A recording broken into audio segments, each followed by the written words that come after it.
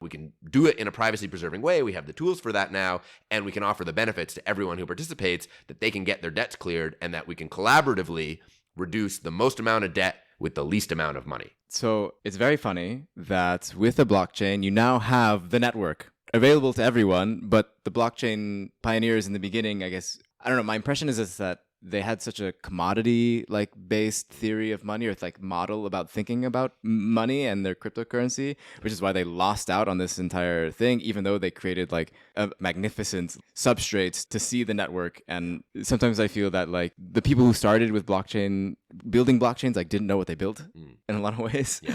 And it's only like now after a little over a decade that we're like, oh shit, maybe we should have done it this way. Yeah.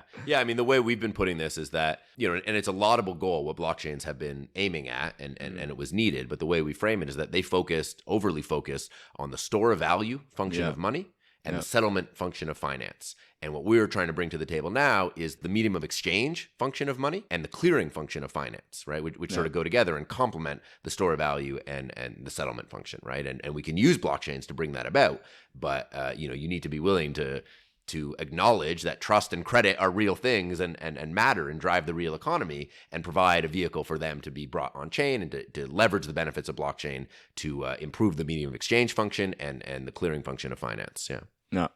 And I also just wanted to add, I think, because what is interesting to me is that like having access to this type of system and this network is fairly powerful from like, I mean, we've already said like certain people lose out on the current system and could potentially gain a lot from switching to a kind of credit clearing system. Like at the moment, to me, it feels that like if you're part of that big loop, you can use like that power to like essentially perform like capital strikes, or to like you get to choose where liquidity goes because people are dependent on that liquidity. But if people at a smaller level are not dependent on that liquidity, then they can like discover the liquidity that already exists between us. There are already liquidity pools between people. It's just that people can't recognize it or can't realize that for various reasons.